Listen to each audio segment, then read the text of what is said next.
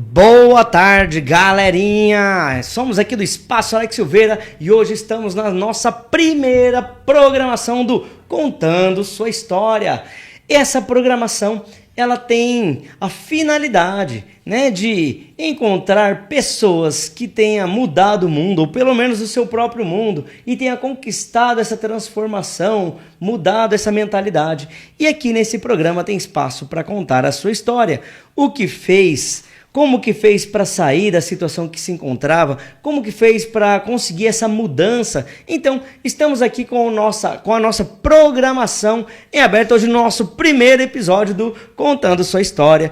E hoje, para participar do Contando a Sua História, temos um convidado para lá de excepcional, uma pessoa que teve uma vida um tanto bagunçada e durante essa jornada foi encontrando alguns fatores que foi essencial para mudar a sua história. Então, você que já teve problema com drogas, problema aí com briga familiar, problema com algumas situações, fica ligado nessa história que o Mano Zucca tá aqui hoje, ele vai mostrar ali um pouco da sua trajetória e no que ele foi se apegando, quais são as coisas que ele fez, quais são os comportamentos, quem são as pessoas que ele teve que deixar para lá, pessoas que teve que abandonar para que ele pudesse ter esse sossego, né? Algumas pessoas são escravos da destreza, escravo daquele que não permite a gente caminhar e a quem teve que se apegar. Outras coisas importantes também, quantas vezes teve que se matar por dentro para se construir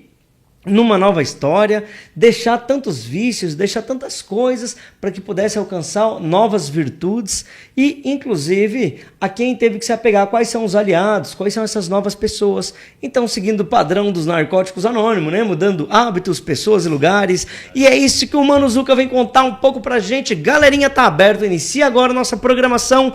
Seja bem-vindo, Mano Zucca! Satisfação total, Deus abençoe a vida de vocês, obrigado pelo espaço aí. Eu costumo dizer que cada podcast que eu faço é como uma carta aberta para a sociedade para falar que aquele Zucca morreu. Quem tá aqui é outro cara, é outra ideia, é outra direção e agora é por almas, por almas não palmas, entendeu?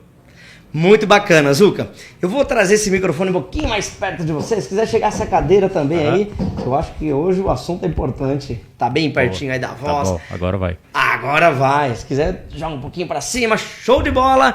Seja bem-vindo ao nosso espaço. Então, vamos entender um pouquinho essa história, né? Já que hoje você veio aqui para contar a sua história. Então, conta pra gente ali.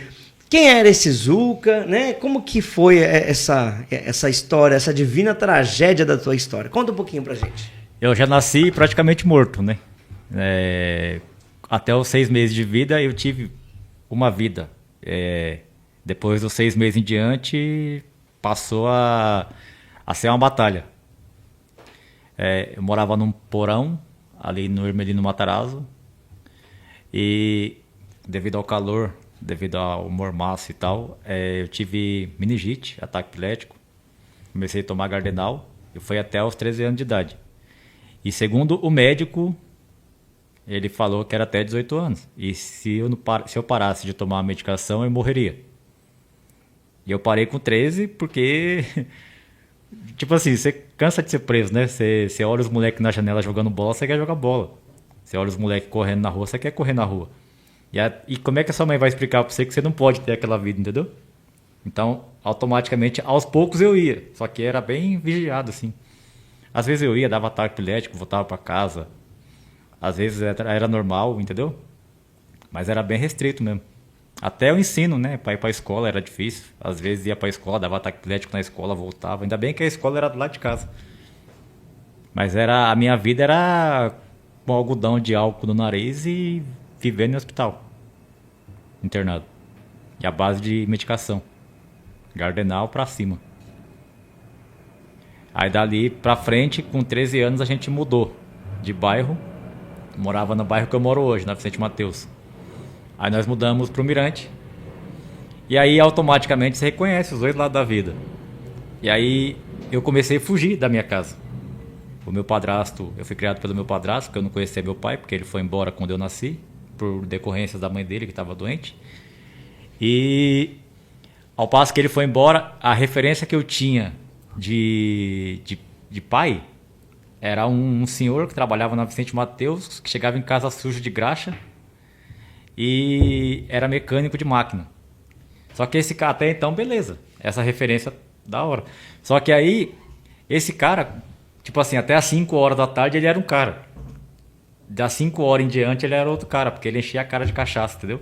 Aí ele agredia minha mãe, aí começou as desavenças dentro de casa. Aí nós começou, tipo, meio que sair no soco dentro de casa. Então, feia a situação. Aí dali pra frente você vai vivendo, tipo... Aí comecei a usar droga, né? Eu comecei a usar a pinga. Primeiramente foi a pinga. Comecei a tomar uns hi-fi com os caras, fazer umas pichação em São Paulo e tal. Andar de skate na Angabaú. Meio que fugindo de casa. Eu falava pra minha mãe, eu vou ali no centro de Arujá. Quando minha mãe ia ver, eu já tava em São Paulo, já tava em Santa Isabel, curtindo festa. Porque se eu falasse que eu ia, ela nem ia deixar. Então eu comecei a fugir, entendeu? Aí quando ela foi ver, já tava longe. Aí chegou um dia que ela falou, caramba, praticamente eu perdi o meu filho, entendeu? E aí, em 2001, isso aí foi em 2001, aí comecei a fazer um rolê, comecei a fazer uma pichação. Com 3 anos de pinga e maconha, eu já era alcoólatra. Com 17 anos, praticamente, eu já estava dormindo nas calçadas de Arujá, entre a Avenida Amazonas e Mirante mesmo, ali, vários botecos do Mirante, fliperama lá e tal. Eu era tipo uma moeda de troca. Os caras faziam... iam os roqueiros lá, no boteco dos caras. E o dono do bar sabia que eu bebia. Ele falava pros caras assim, eu duvido de você disputar com esse cara aí. Se você ganhar dele, eu pago 50 conto pra você. Aí era eu e os roqueiros matando um litrão de 51. Os caras caíam de um lado, eu ganhava. Aí o cara me dava um litrão de 51 de presente e 50 conto. Aí passava meia hora que os caras caíam, eu caía do outro lado. Essa era a vida que eu tinha. Passei a dormir nas calçadas, comer comida do lixo. Porque todo o dinheiro que você pega quando você vira dependente químico, automaticamente você não quer saber de outra coisa, entendeu? Então, assim, ganhava um dinheiro. Não ganhava dinheiro com rap. Eu ganhava um dinheiro para pagar passagem e tal. Os caras pagavam a passagem para nós ir. O que nós fazia? Varava o ônibus, passava embaixo da catraca para não pagar passagem, para sobrar um dinheiro para poder ir na biqueira comprar droga. Então, automaticamente, nós viramos escravos da droga, entendeu? Inclusive, um dos parceiros que eu tinha no grupo de rap morreu por causa de pinga e droga. E aí a gente vai vendo essas ideias aí, tipo... O mundo ele vai te oferecendo várias portas, só que é só porta errada, né? Tipo... O primeiro jovem aprendiz que apareceu na minha vida não foi esse jovem aprendiz da prefeitura desses caras. O primeiro jovem aprendiz que apareceu na minha vida foi o tráfico. Os caras viram um moleque na quebrada crescendo com 16, 17 anos, que conseguia arrastar um público, vamos dizer assim, para fazer uns eventos e tal, não sei o quê. E o público era vamos dizer, era um usuário em potencial pros caras. Porque o público que ouvia um rap e tal, gostava de uma maconha e curtia uma pinga. Então os caras falaram, meu, por que a gente vai brecar esse cara? Se dá pra nós ganhar dinheiro com ele, entendeu? Uhum. Automaticamente você virou, vamos dizer assim, você tá se vendendo. Porque aí em 2004 eu comecei a cantar com os caras aqui. Os caras do grupo era um que andava de skate na pracinha do Mirante, o outro que estudou comigo na escola. E por que esses caras me chamou pra cantar? Esses caras me chamou pra cantar não foi pra aparecer, não foi pra ganhar dinheiro, não foi pra fazer nada, entendeu? Por fama nem nada. Os cara tinham um grupo de rap, tinha uma banca em Arujá chamada Banca Zica. 2005 e tal, não sei o que. E aí eu pedi pros caras, né? Quando eu vi que era um grupo do Mirante, eu vim num evento aqui em Arujá, que eu tava morando em Santa Isabel. Aí eu pedi pros caras pra deixar eu entrar no grupo deles, os caras falou uns 20 não na minha cara. Aí eu perguntei pros caras, por que vocês estão falando não pra mim, né? Quando eu voltei para Arujá. Falei, por que vocês estão falando não pra mim? Os caras falaram, porque na música você tem que ter uma aparência, vamos dizer assim, né? Falou, mas o jeito que você tá não tem como, entendeu? Aí teve um dia que os caras estavam ensaiando, eu sabia onde os caras estavam. Aí eu fui lá no Mirante e falei pros caras, mas eu não quero cantar pra aparecer, eu quero salvar minha vida. Falei, me dá uma chance, eu só preciso de uma chance. Me deixa no fundo do palco, cantando o refrão, sentado lá e... Eu só quero me sentir parte de alguma coisa pra eu poder trocar o álcool por alguma coisa, entendeu? Porque assim, não foi nem tanta droga, foi mais a pinga mesmo. Eu passei a me humilhar por causa de R$1, pedia pros meus irmãos, pedia pros meus cunhados e tal. Ficava, dá R$1 pra me tomar uma pinga e tal. A barba tava maior que isso aqui. Dormindo nas calçadas, pedi... Com 16 anos, tava morto, praticamente. E aí eu falei pros caras, não, mas eu não quero cantar pra aparecer, eu quero salvar minha vida. Os caras falaram, então tá bom, então a gente vai te dar uma chance. Aí eu peguei essa uma chance que tinha e tô até hoje. Os caras pararam de cantar em 2009 e eu segui. Só que aí eu tava envolvido com o tráfico, né? Eu tinha um ponto com o tráfico. E aí, em 2005, eu falei pros caras, só que eu não vou pôr a cara, entendeu? Pra ficar na esquina vendendo droga. Vamos fazer um esquema aí, mas eu não posso aparecer. Os caras falaram, beleza, porque assim, e eu não fechei com os caras direto porque eu sabia que entre o crime e o rap, você tem que ter uma responsabilidade nos dois, certo? Aí eu falei, mas entre o crime e o rap, quando aparecer alguma coisa que tiver que fazer os dois juntos, eu vou escolher o rap. Entendeu? Eu falei, eu não posso deixar o comando falando também, né? Uhum. Então, automaticamente foi fácil pra escolher, entendeu? Os caras falaram, você quer fazer o quê? Vamos me explicar, você quer fazer o quê? Eu falei, não, você quer fechar com nós? Você é batizado? Então eu falei, não dá pra fechar porque eu canto rap e tal, não sei o quê. Eu falei, mano, eu só quero um kit pra ganhar um dinheiro no final de semana. Não tinha as festas da cidade? A gente pegava nas festas da cidade, as nações e tal, montava minha casa com 6 mil pinos e descia pra rua, pro asfalto pra vender droga. Era só final de semana. Aí foi virando. Aí depois a gente pegou uma casa na Rua Twin. Aí depois desceu pra pista. Aí da pista de skate eu pegamos uma casa ali que a minha mãe... Era a casa que a minha mãe morava. Morava com a minha família e tudo. E eu montei o ponto de tráfico dentro da minha casa com a minha família inteira dentro. Olha a loucura que você chega. E eu falei, não, ninguém vai pegar, né? Tipo, é só... Ninguém vai saber. Só que automaticamente, assim como pra usuário corre que você tá vendendo droga, pra polícia também chega. Não demorou muito para eu estar jurado de morte pela civil e pela militar. Aí a polícia civil invadiu minha casa no ponto final do Mirante em 2005. O cara colocou uma 12 na minha cara e falou que ia me matar. Falou, mano, não tem pra onde você correr, eu sei quem é você, eu sei seu nome, seu apelido e é isso. Aí eu peguei e falei assim, eu falei, qual que é o critério pra você me levar preso? Ele falou, se eu achar uma droga na sua casa, você tá preso. Porque seu nome eu já tenho. Falei, tá bom. Aí Deus me livrou. Não tinha droga em casa, tinha acabado de sair. Aí ele deu um tapa na minha cara e falou pra mim assim, ó, eu vou passar com o carro por cima da sua cabeça. E vou dar um tiro na sua cara. Eu falei, tá bom, se Deus deixar, você vai passar. Aí ele foi embora. Aí em 2005 eu desci. Só que aí em 2006 eu desci pra pista. Só que aí ele já era escravo já. Já dormia atrás na marquise da pista de skate, já tava zoado no crack, você é louco. Porque a cocaína parou de fazer efeito. Eu comecei a usar a cocaína em 2004. Aí ela parou de fazer efeito. E aí a gente partiu pro crack pra manter acordado a noite inteira vendendo droga pros caras, entendeu? Porque o movimento não para. Aí eu, pra usar um negócio mais forte, eu fui pro crack.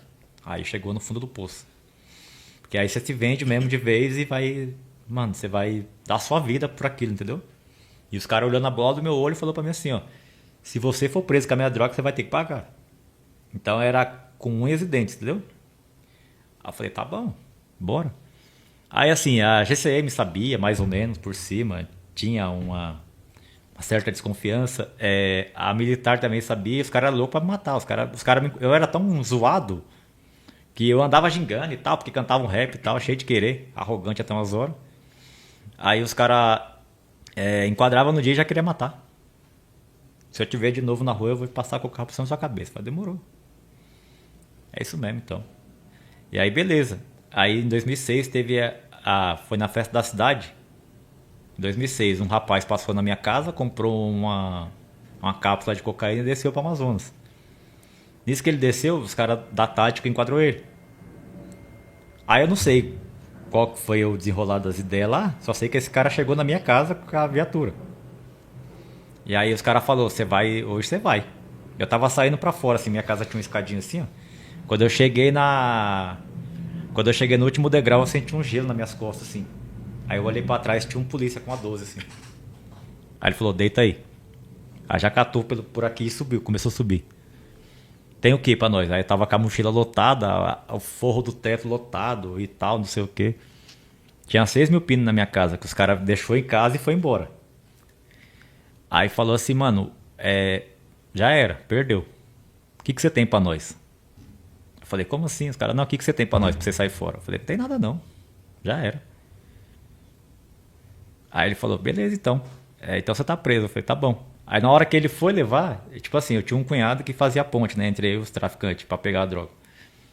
E aí na hora que ele foi levar, ele abriu o capô da viatura, assim. Na hora que ele abriu, ele falou, afasta esse cara mais pra lá que eu tenho que colocar outro aí. E ele colocou logo eu. Na hora que eu fui olhar assim pro cara assim, eu falei, oxi, você que tá fazendo aqui? Aí ele, não, mano, é que os caras me pegou ali, deu uns tapas na minha cara e falou que ia me matar, eu trouxe os caras aqui. Eu falei, você trouxe os caras aqui? Da hora, satisfação. Falei, e agora? Ele, não sei, mano, mas eu nunca aguentei sua casa não. Eu falei, ah, mano, tá de brincadeira com a minha cara.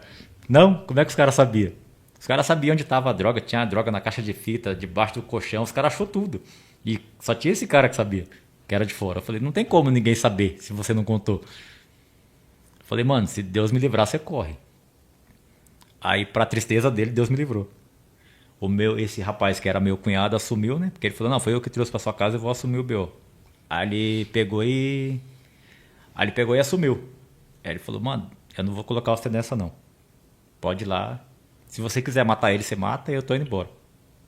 Aí os caras prenderam o cara ficou 3 anos e meio preso ali em Guarulhos. Hoje ele é obreiro da Mundial. O rapaz que aguentou minha casa foi embora, eu nunca mais vi ele. Aí depois disso eu parei, né? Que eu liguei pros caras pra mandar um dinheiro, pra ver se dava pra fazer um acordo, né? Vamos dizer assim. E aí os caras falaram pra mim, sabe o quê? Os caras que falaram que matava e morria por mim, que era o crime, que não sei o quê. Nada contra o crime, entendeu? Mas pra mim não deu certo. Os caras falaram pra mim assim, ó, faz um corre aí, dá o que tem. Eu não vou colocar minha cara aí não. Eu falei, mas não era uma família? Os caras falaram, não, se vira. Eu falei, beleza, se eu sair daqui eu tô fora. E aí Deus me livrou, de novo, pela segunda vez. Porque esse rapaz assumiu e me livrou.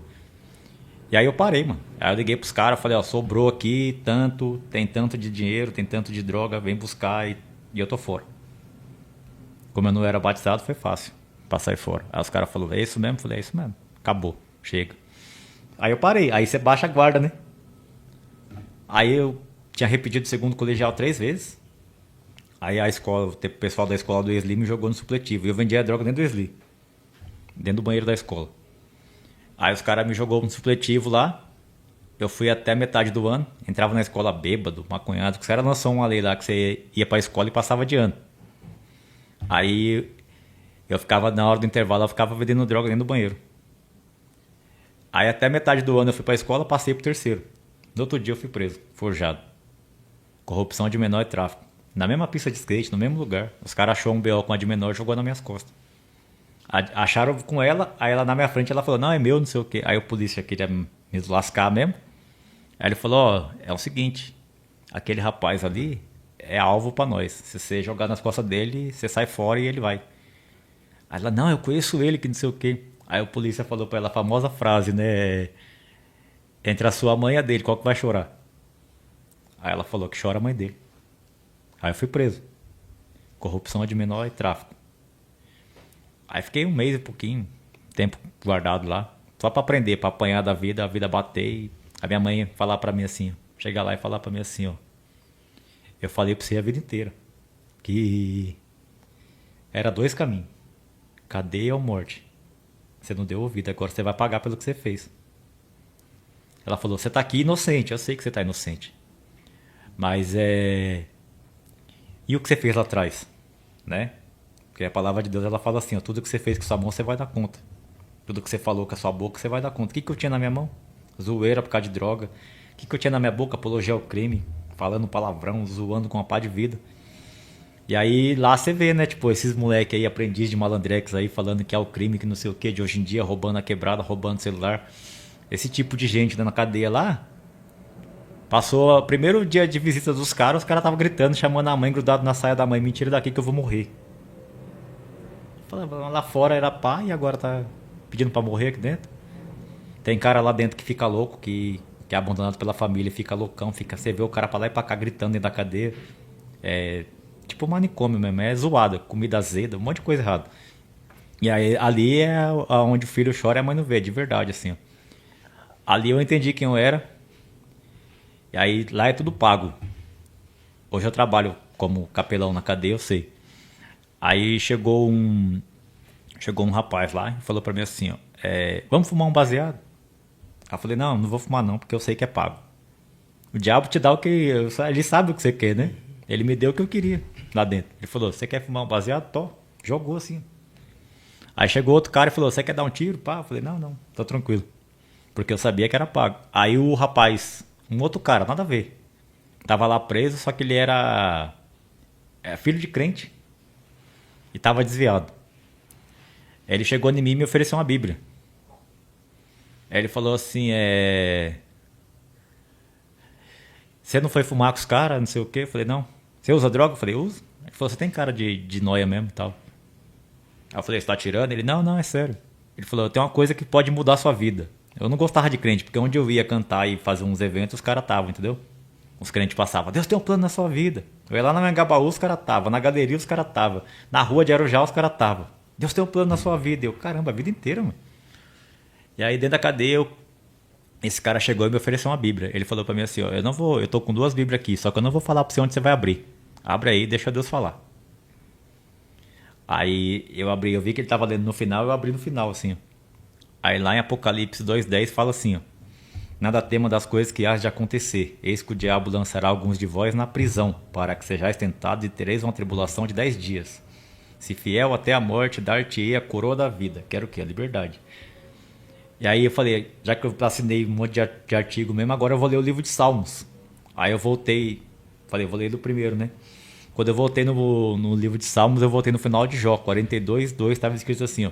Bem sei eu que tudo pode, nenhum de seus planos pode ser frustrados. Aí quando eu li o 5, eu tremei na base. Estava escrito assim, ó. Em outras palavras, diz assim, antes eu te conhecia só de ouvir falar, mas agora meus olhos te veem. Aí ali eu senti Deus, eu falei, Deus está aqui.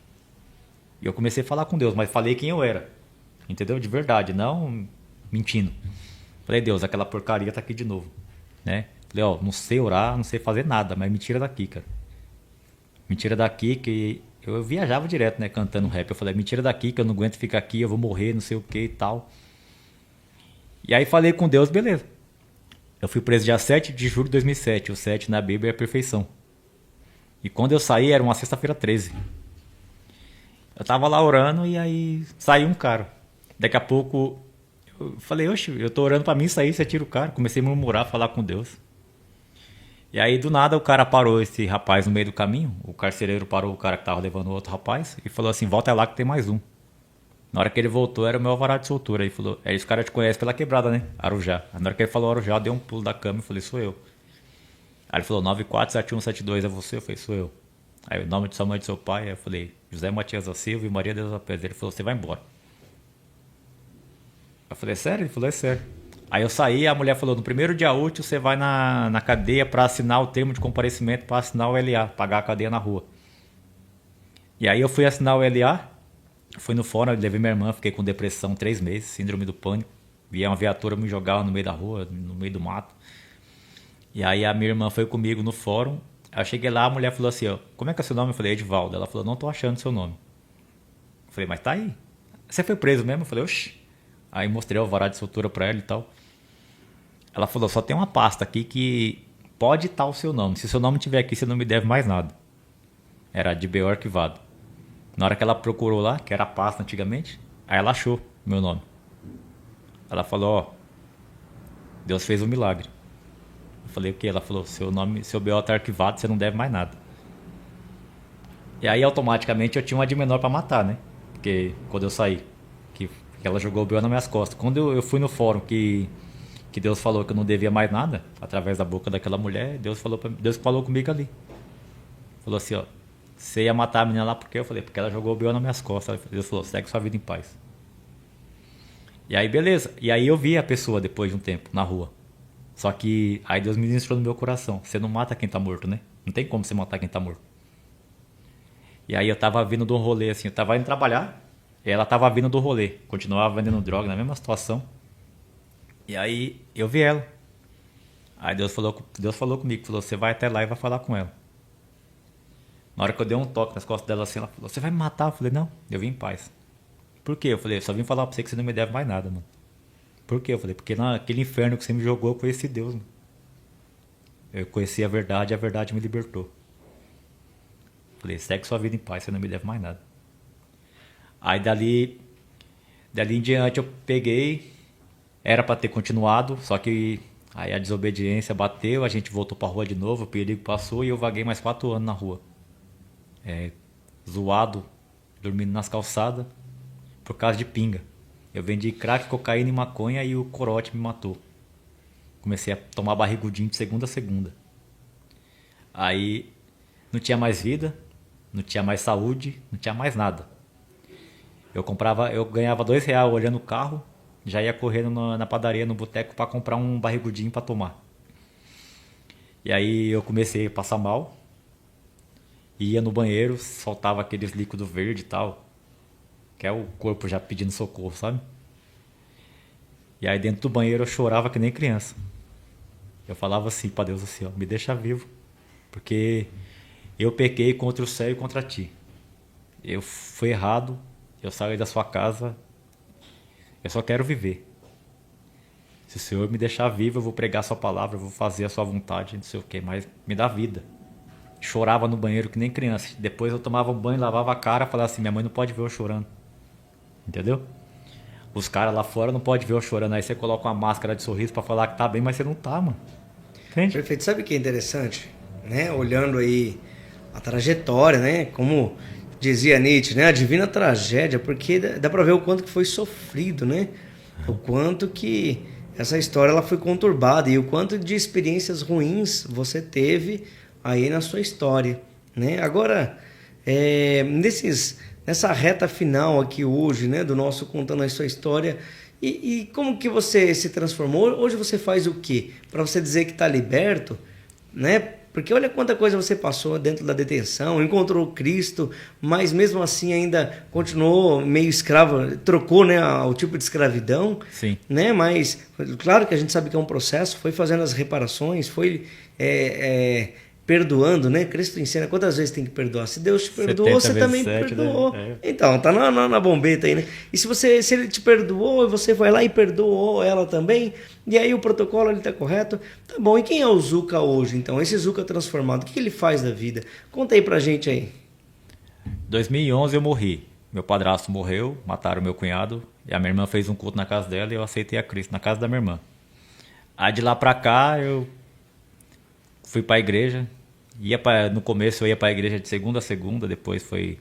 E aí a partir de 2014, depois de 3 anos aprendendo, fiz um curso teológico. E aí Deus começou a me levar, né? O primeiro lugar foi na Cracolândia de São Paulo, 2014. Aí depois eu voltei a fazer um rap de novo. Aí Deus devolveu o rap, só que agora com unção e com verdade, né? Falou, você vai cantar o que você vive. Porque eu cantava uma coisa e vivia outra. E aí Deus falou, você vai cantar o que você vive. Aí comecei a ir na Fundação Casa para pregar o evangelho através do rap, nas biqueiras de Arujá. Os caras hoje me conhecem, os caras têm um contato, eu saí por cima, não deixei faia com ninguém. Hoje a gente vai, tipo, nas biqueiras de Arujá levar café pros caras, trocar uma ideia com dependente químico. O nosso foco é a dependência química, não é nem os caras, entendeu? Quem quer fazer, faz. Se é certo pra você, segue sua vida e já é, entendeu? Livre-arbítrio. Nosso foco é a dependência química, os caras que tá escravo disso. É falar pros caras que eles podem sair assim como eu saí. Então a gente faz hoje em dia café nas clínicas, nas biqueiras de Arujá e tal. Arujá e São Paulo inteiro. Às vezes. Aí a gente tem um trabalho Tem um trabalho que é na Fundação Casa, pregando o evangelho através do rap. E aí vai em casa de recuperação, através do rap também a gente faz parceria para internação de pessoas, dependência química. E conseguimos até vaga social, se alguém precisar, estamos aí para ajudar. E há 3 anos atrás a gente começou a atracar nas cadeias de São Paulo. São os 4 Pinheiros, Vila Independência, que é o atual que a gente está agora. Agora era o de Franco da Rocha, que vai virar Santana. E a gente está... Há 2 semanas atrás eu peguei a credencial também para poder pregar o evangelho dentro dos hospitais. Que é hospital público, a gente vai poder fazer oração, pegar aqueles pessoal e ver se consegue, né, naquele último suspiro, falar para as pessoas, você quer aceitar Cristo e tal, não sei o quê. Dá o que a gente tem, entendeu? O evangelho para nós é isso, dá o que a gente tem. Você não pode oferecer uma coisa para as pessoas que você não tem. Então o evangelho nada mais é porque, para mim, no caso, eu fui um mendigo com fome que encontrou um pão. Para mim o evangelho é só mostrar o caminho do pão para os caras, entendeu? É isso, a minha vida hoje em dia é essa. entre trabalhar e pregar o evangelho, de qualquer forma. Às vezes até vivendo na rua. Pros policiais que me encontram hoje em dia, os caras falam, você? Eu falo, sou eu. Mano. Tem raiva de mim, mas não? Eu falo, não. Eu tinha raiva de mim mesmo, porque eu não acordava pra vida, entendeu? Quando você não acorda pra vida, você tem raiva de todo mundo. Entende? Então, eu fiz a conversão, peguei o caminho de volta e encontrei o Pai de novo, entendeu? E que fantástica essa fala, viu? Porque realmente é isso. Quando você se organiza por dentro, tá tudo organizado, né? Quando você não se encontra... Inclusive, essa é uma frase aqui, nossa, criada pela gente, né? Que conhecer a si mesmo é o primeiro passo para encontrar o seu caminho. Então? E ali você estava perdido. Tava. Né? Encontrar esse caminho significa que você encontrou si mesmo. Você voltou a olhar para dentro de você, né? Sim. E isso é fantástico. Aí dali, tipo, eu comecei a fazer uns rap de novo, Deus devolveu, né? Aí gravei 6 discos. Estamos finalizando o 6º agora. Tá tudo no Spotify, YouTube. Aí, por trabalhar com pessoas, vamos dizer assim, presas em sistemas carcerários, ou depende da cadeia, da forma que você vê, porque tem gente na Cracolândia que tá presa, tem gente na cadeia que tá livre. A cadeia tá aqui, ó. Entende? Então, assim, aí Deus falou assim, ó, como você trabalha com o povo preso, escreve um livro. E aí já tinha vivido de tudo, cantado de tudo e tal, e falei, falta uma coisa, né, que eu procurei durante 35 anos da minha vida. Na verdade, até uns 20 anos eu perguntei pra minha mãe quem era, quem não era, que era o meu pai biológico. Eu queria saber quem era esse cara, né. Procurei saber, nada. Aí Deus, ele não trabalha na ansiedade, só que Deus, ele vê tudo. Salmo 139 fala, Senhor, tu me sonda, me conhece, tal. Então, Deus sabia onde ele estava. Só que Deus esperou acalmar o coração. Quando eu parei de perguntar dele, Deus trouxe. Aí em 2020 eu encontrei meu pai biológico, aí fechou o último capítulo da história. Aí Deus falou, você queria fazer um livro, agora começa. Aí eu comecei a fazer, deu 124 páginas, a gente já está na 4ª remessa, amanhã tem cópia solta já também. E aí começou a mandar livro para dentro da cadeia. Esses dias eu mandei um livro para Guaratinguetá, para um amigo meu que é de lá, que faz uma ponte, né? Ele falou, guardei o livro durante 1 ano. Agora eu vou ter que soltar. Eu falei, por quê? Ele falou assim, porque o meu primo veio aqui, o meu primo tá preso na cadeia de Putim. Ele falou, mano, eu tô na rua, qualquer hora eu pego um livro com você, eu vou mandar o seu livro pra ele. Quer dizer, o livro ia entrar na cadeia de lá de Putim, lá. Eu falei, então tá chegando no foco, porque o nosso foco é esse, mandar livro pra dentro da cadeia, dentro da Fundação Casa e dentro da Cracolândia. Falar pros caras, ó, lê esse livro aqui que é a minha vida. Foi assim? Essa foi a chave de eu ter saído. Você vai conseguir por aqui, ó, mostrar o caminho, entendeu? É isso. Muito legal, viu? Ver a história de transformação, ver o quanto que é possível superar, é possível, uma vez que você acredita, primeiro acreditar em si mesmo, né? Isso significa fé, né? Ter essa coragem, e depois, como rege, inclusive, os narcóticos, né? Acreditar que existe um ser superior capaz, né, de ajudar Sim. a cada um aí nos seus vícios.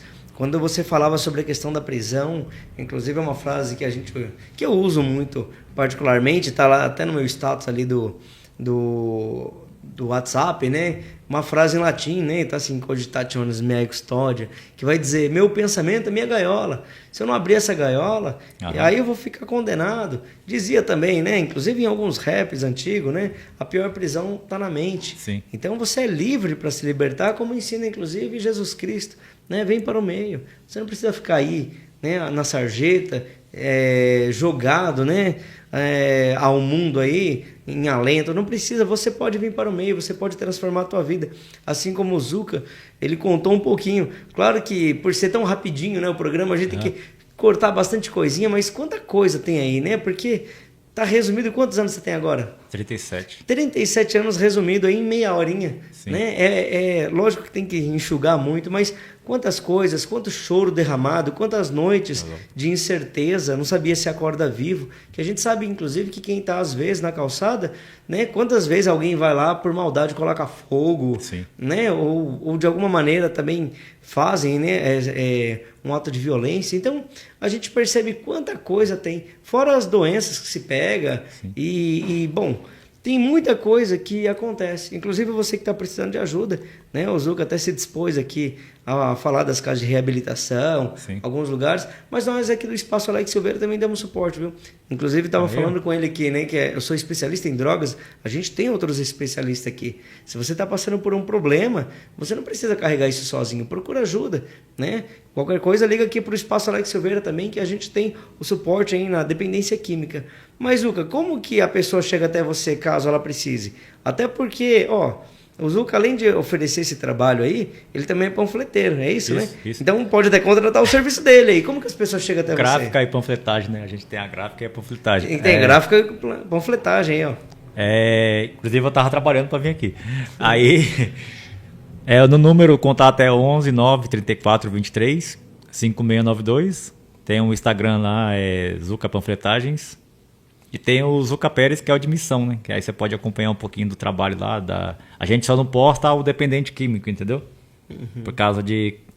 sigilo profissional, né? Isso. Até porque tem imagem, uma família por trás, né? E tal, e a gente não fica expondo essas pessoas, entendeu? Mas aí você consegue achar lá no Zuca Pérez, lá no Instagram. Ou Zuca Panfletagem para a parte do serviço. E no contato 11 9 34 23 5692. Perfeito. Então, se você está precisando de ajuda, precisa de um trabalho, precisa aí de entregar uns panfletos aí da sua loja ou, né, fazer aí algum trabalho de gráfica aí, pode contar com o Zuca. Zuca, muito legal escutar a história. É muito bom saber esse caminho de conversão, saber também que você disse sim, né, para o bem, sim. Disse sim para a vida de novo. Aquele homem que estava morto passou a viver, o filho pródigo voltou à casa sim. do pai. Então, tantas coisas que a gente tem aí de bacana, né? Tem, todo monstro ele dorme, sabe? É na hora que você dorme que você acorda pra vida. O show não é o show quando a luz tá lá. Aqueles caras lá, é eles de verdade quando eles voltam pra casa. Entende? Você pode ser um cara da hora, cantando rap, fazendo amizade, que não sei o quê, mas quem é você quando você dorme, né? Então, quando eu ia dormir, era o que me mantinha vivo, entendeu? Porque quando eu ia dormir, eu tirava a máscara de artista e era eu ali. Aí olhar pro espelho doía mais, entendeu? Uhum. Fazer a barba daquele cara que era usuário de crack, você vê o dente faltando. Você vê aquele tipo de coisa, você quer esmurrar o espelho e fala, mano, eu quero viver, cara. Entende? Até quando eu vou viver escondendo isso das pessoas, entendeu? Cantando um rap no fundo do palco e tal e querendo morrer. A minha vida era o show quando acabava. Eu chegava em casa e era aquela escuridão. Eu falei, mano, um dia essa luz vai me encontrar. E graças a Deus deu certo. E também muita força de vontade, decisão. Sim. O crack, ele é possível, né? Assim como as outras drogas. Dizem, né? Em algumas vezes, até pelos noticiários, né? Drogas é um caminho sem volta. Eu digo, depende. Depende de vários fatores, inclusive do quanto você tem suporte interno, do quanto que você decide resgatar os teus valores, do quanto que você ainda tem, né, uma luz brilhando aqui dentro, o teu grupo de suporte externo, o quanto que você tem pessoas do bem procurando, tentando te ajudar, assim como o Zuca encontrou um grupo protetivo para ele, né? Tem vários movimentos que inclusive favorece. Existe os Narcóticos Anônimos, existe o AA, existe a Pastoral da Sobriedade, existe o Celebrando a Recuperação. Tem tantos programas interessantes aí que pode ajudar você que está passando por esse problema, tá bom? Bom, como nós já estamos com o nosso tempo estourado, Zuca, fechou. Muito agradecido a tua presença, que história maravilhosa. É muito bacana poder escutar, né, que pessoas elas conseguem transformar sim. E o Zuca é uma das pessoas que conseguiu transformar o mundo, né? Pelo menos o mundo dele e provavelmente quem está ao redor. Então, se naquele momento era uma pessoa que estava envolta às trevas, agora uma pessoa cheia de luz, com brilho, ele cantou uns trechos do rap, gente, é muito bacana. E quem quiser escutar seus rap, como que faz? Tá no YouTube lá, é o YouTube Mano Zuca, e no Spotify, no Deezer, tá em todas as plataformas digital. Tá lá. Muito legal, gente. Acessa lá e dá também uma forcinha para ir lá. Vai lá, segue o canal, ativa o sininho, né? Compartilha. Isso. Que a gente precisa dar essas mãos aí. A gente costuma dizer que o crime ele é organizado. Mas a gente que é do bem também, podemos ser bem organizados. Sim. Vamos ser organizados também. Vamos lá, vamos dar esse braço de ajuda. Então, compartilha, curta as músicas dele. Inclusive, vocês que estão assistindo nós aqui, também ativa o sininho, compartilha, porque começa a entrar no ar agora, né? Toda semana aí. contando a sua história. Então compartilha o nosso canal, segue lá. Temos também o podcast Alex Silveira, temos o Ligado pela Fé, e aí a gente está criando vários canais de comunicação. Esse é um dos tantos que a gente hoje oferece aqui. Mais uma vez, Luca, Deus abençoe sua vida. Vamos continuar nessa jornada. Logo menos, vamos fazer um convite aí para participar de um podcast aí também, para a gente poder bater mais papo e interagir com o povo. Tá certo? Certinho. Obrigado, Deus abençoe. Você que está nos assistindo, até mais. Até mais.